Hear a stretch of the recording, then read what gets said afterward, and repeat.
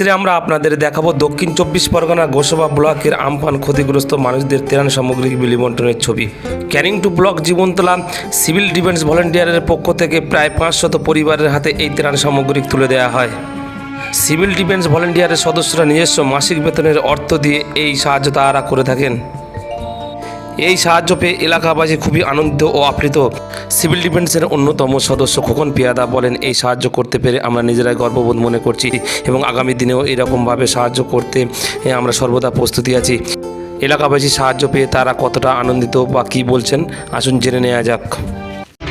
আপনারা দেখছেন J news, মানুষের সাথে মানুষের পাশে। সর্বদা নতুন নতুন আপডেট পেতে আমাদের চ্যানেলে চোখ রাখুন। আমরা আজকে চলে এসেছি গোসাবার কুমিরমারি গ্রামে। এখানে আমরা আমাদের একটা ঠাকুমাকে পেয়েছি। তিনি খুবই অসহায় মানুষ। আমফান যে ঝড় হয়েছিল সেই ঝড়ে তিনি খুবই অসহায় হয়ে পড়েছেন।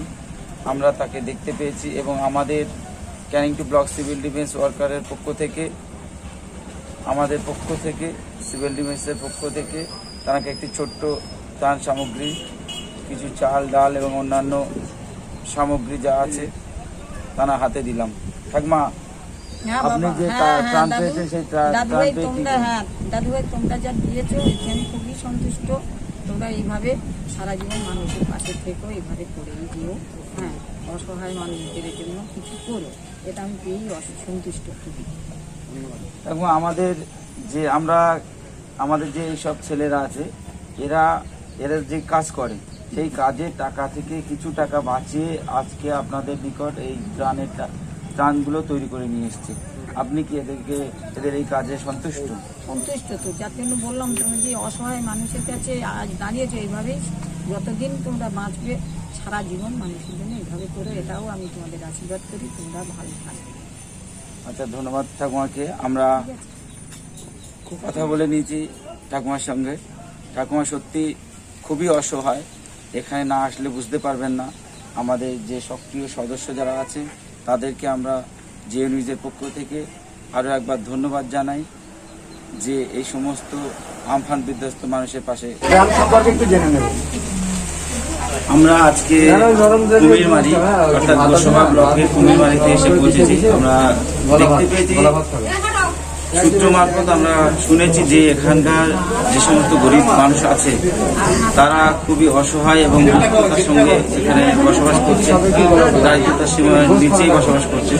তো আমাদের Canning two block civil defence relief forum অর্গানাইজেশনের পক্ষ থেকে ক্যানিং টু ব্লকের যে সিভিল ডিফেন্স বন্ধুরা আছে তাদের মাইনের থেকে কিছু টাকা জমি, সেই টাকার থেকে ত্রাণ তৈরি করে তারা আজকে সেই সুদূর ক্যানিং থেকে এই গোসাবার কুমিরমারিতে আমরা যারা দুস্থ মানুষ, আমফান বিধ্বস্ত মানুষ আছে তাদের কাছে আজকে আমরা পৌঁছে দিয়েছি।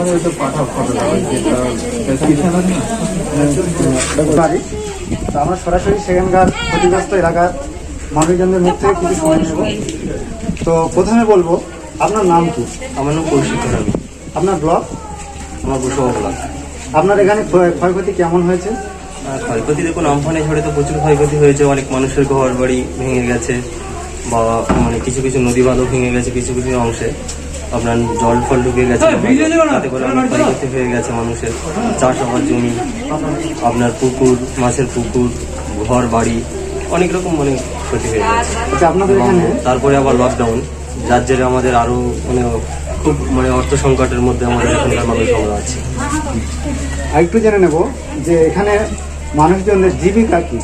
এখানকার মানুষজনদের জীবিকা এক ফসলে ধান চাষ, জঙ্গলের উপরেই নির্ভর, মাছ কাঁকড়া ধরা, এটাই এদের। সরকারি থেকে কেমন সাহায্য পেয়েছেন?